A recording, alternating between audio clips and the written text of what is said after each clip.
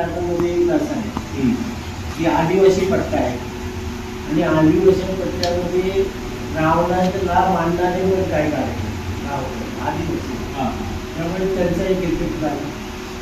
ते गटतट आहे कारखानदाराचे साम्राज्य, एका साम्राज्यामध्ये दुसरा साम्राज्य, त्यामुळे तो एक मोठा इफेक्ट झाला. कर्जतमध्ये देत गेलो असताना त्या ठिकाणी मला लोकांनी, त्या पत्रकारांनी विचारलं गेलं आपला पराजय का झाला.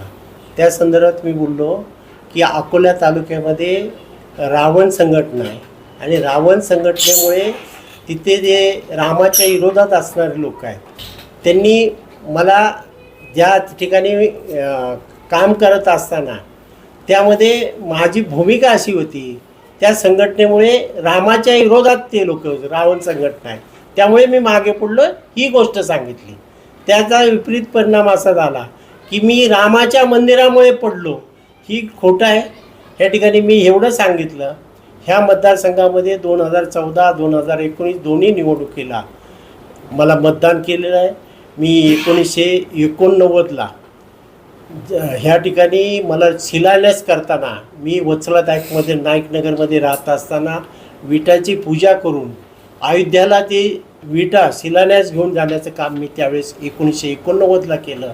1990ला ज्यावेळेस सोमनाथ ते अयोध्या लालकृष्ण अडवाणी साहेबांची रथयात्रा निघाली, त्या ठिकाणी राज्याचे त्यावेळेचे आमचे नेते प्रमोद महाजन साहेब चेंबूरला राहत असल्यामुळे चेंबूरलाच हा रथ बनवला गेला आणि तो रथ सोमनाथपर्यंत घेऊन जाण्याची भूमिका मला महाजन साहेबांनी त्यांच्याकडे माझ्याकडे सोपवली होती आणि ते आम्ही सोमनाथला अडवाणी साहेबांचा रथ चेंबूरहून सोमनाथमध्ये घेऊन जाण्याचं भाग्य लाभलं.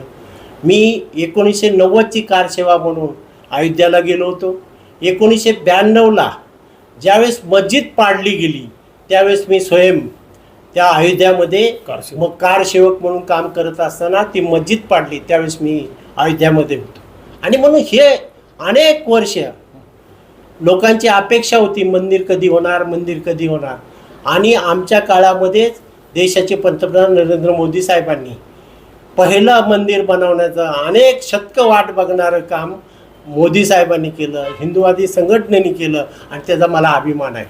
आमच्या काळामध्येच आपण शिर्डीमध्ये आपण सर्व आता त्यावेळेस मंदिराचा आनंद उत्सव करताना सर्व संत महंत होते.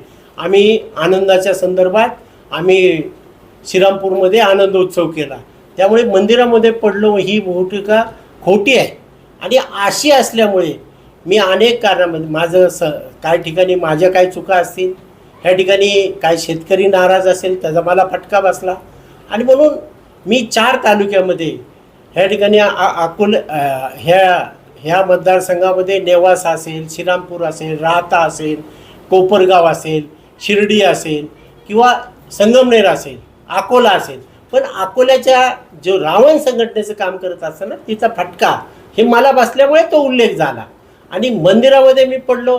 मी लहानपणापासून स्वयंसेवक आहे आणि मी राम भक्त आहे आणि हनुमान भक्त असल्यामुळे मंदिरं झालंच पाहिजे. मी खासदार होईल नाही तो विषय, पण मला दोन्ही वेळेस राम भक्तांनी ह्या ठिकाणी मतदारसंघामध्ये सर्व शिर्डीच्या राम भक्तांनी मला मतदान केलेलं आहे.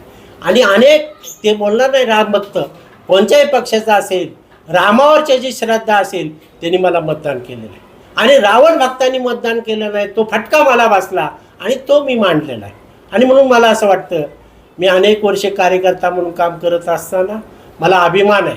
मी लहानपणापासून हिंदुवादी विचारसरण्याचा आहे.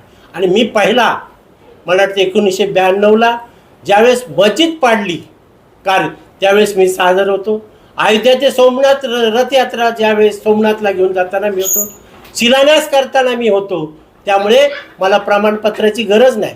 पण मला दुःख याच्यासाठी वाटतं की माझ्यासारख्या कार्यकर्त्याला मी रामाच्या मंदिराने पडलो हे माझ्या तोंडातून घातलं, ते सर्वात मला दुःख झालं. आणि म्हणून मला असं वाटतं की मी साईबाबाचा आणि रामाचा हनुमानचा भक्त आहे. त्याबद्दल मी कसले प्रमाणपत्राची गरज नाही. मी हिंदुवादी आहे, रामाचा भक्त आहे, हनुमानचा भक्त आहे, त्याचा सार्थ अभिमान आहे. धन्यवाद. संगमनेर आणि अकोल्यामध्ये तुम्हाला सर्वाधिक कमी मतं मिळालेली आहे, त्याचं विश्लेषण तुम्ही कसं करताय? ह्या ठिकाणी आदिवासी क्षेत्रामध्ये रावण सैन्य आहे.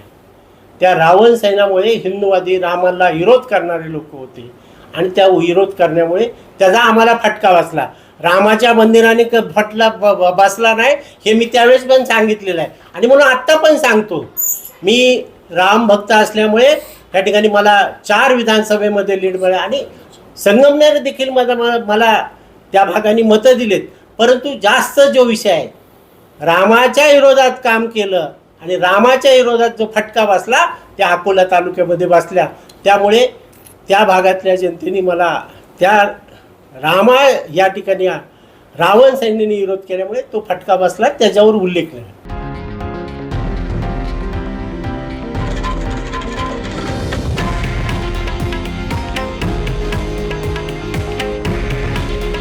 हे आहे देशातील नंबर 1 न्यूज नेटवर्क आणि आपण पाहत आहात TV9 मराठी. काळजी तुमची, हित महाराष्ट्राचं.